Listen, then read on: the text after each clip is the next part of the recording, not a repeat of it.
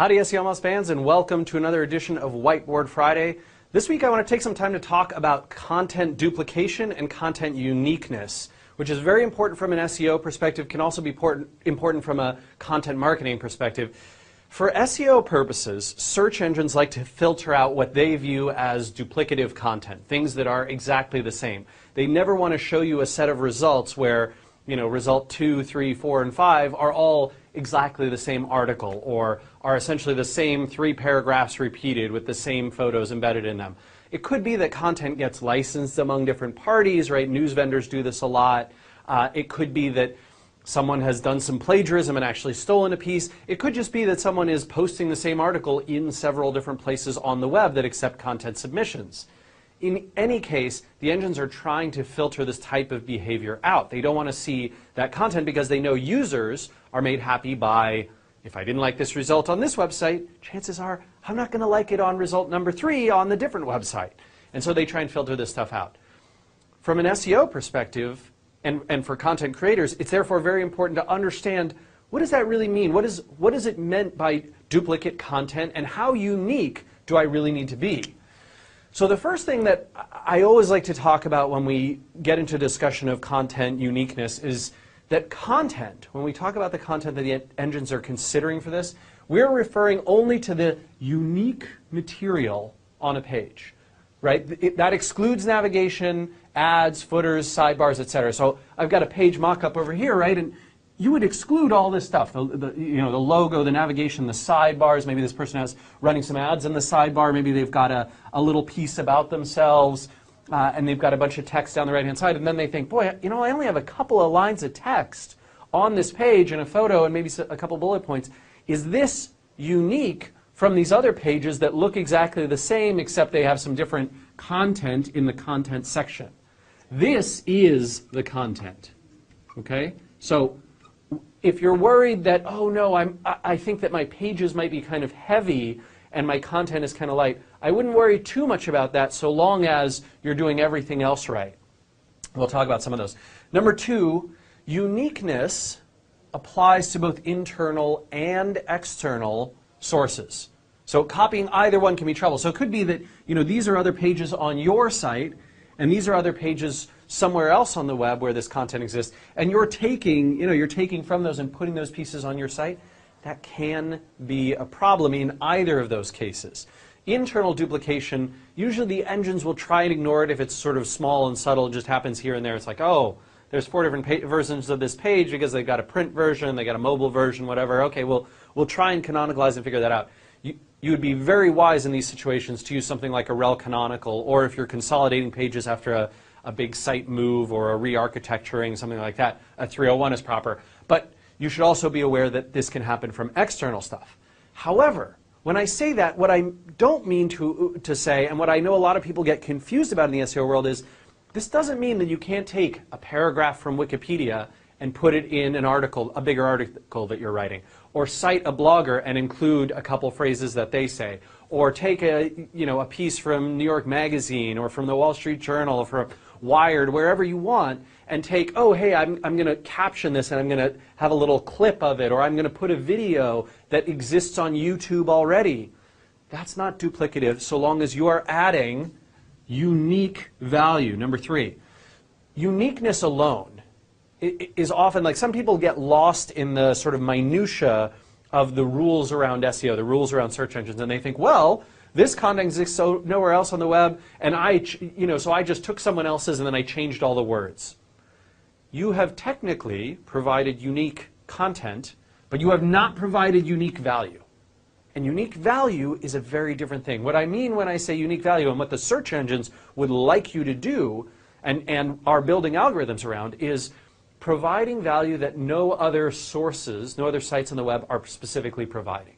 And that could mean that you take a look at the visitor's intent, the searcher's intent, or your customer's intent, and you say, hey, I'm going to answer each of these things that this person is trying to achieve. So if somebody searches for hotels in Cape Town, South Africa, Well, they're probably looking for a listing of hotels, but they probably have other intents as well. They might be interested in other stuff related to traveling there. They could be wanting to know things about weather. They could be wanting to know things about neighborhoods where these hotels are located. And so providing unique value as opposed to just, hey, I'm going to take the content from Expedia's website and then I'm also just going to rewrite the paragraph about the hotel specifically. That's not going to help you. But if you were to do something like what Oyster does, where they actually send Oyster Hotels, right? They send a reporter, right, with a camera and everything, a journalist essentially, to the location. And they take tons of their own unique photos and they write about the weather and the neighborhood and the hotel cleanliness and investigate all these sorts of things and provide true unique value as well as unique content. Now you're hitting on what you need to achieve the uniqueness that search engines are talking about when they talk about unique versus duplicate. There's this imagination that exists in the minds of folks in the SEO field and has for a long time that there must be some mythical percentage, right? That if over here this is, oh, well, this is 100% duplicate and this is 0% duplicate, 100% unique, and this is the 50-50 mark, there must be some imaginary, like magical, oh, if I just get to like right here at 41%, that's the number. And so therefore, I'm going to create a huge website and all my pages just have to hit that 47% mark. And that is dead wrong.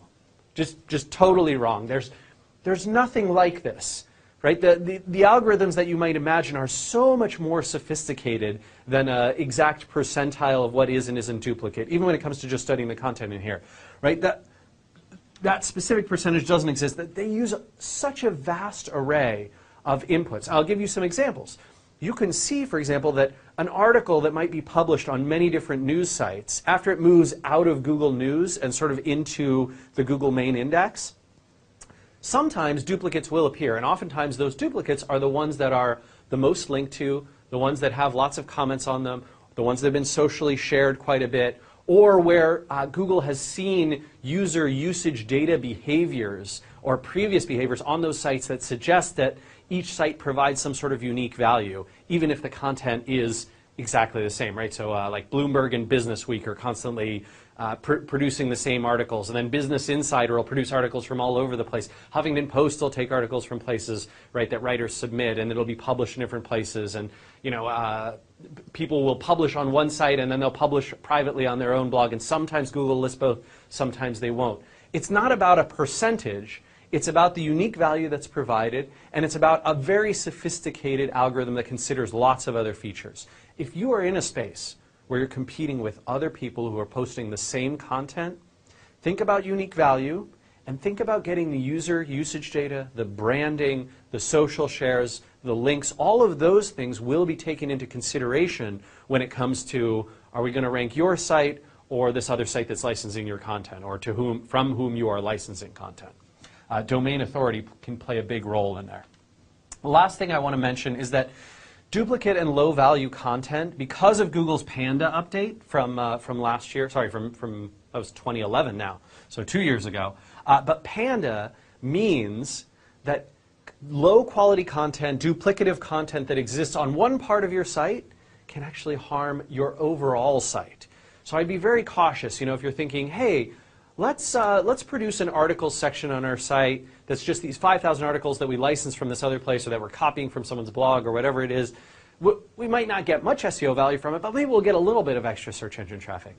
And in fact, that can hurt you because as the Panda algorithm runs its course and sees, boy, this site looks like it copied some stuff, they might actually hurt your rankings in other places. And Google's been very specific about this, that duplicate, low quality content in one area can harm you across your entire site. So be mindful of that. If you're nervous about it, you can robots.txt that stuff out so engines don't crawl it. You can rel canonical it back up to a category page. You could even basically not include that in search engines. Use the disallow meta no index, or you could do it inside your Google Webmaster Tools, disallow crawling of those pages. So these are all options for that kind of stuff. All right, everyone, hope you've enjoyed this edition of Whiteboard Friday, and you'll go out there and create some unique and uniquely valuable content, and we'll see you again next week.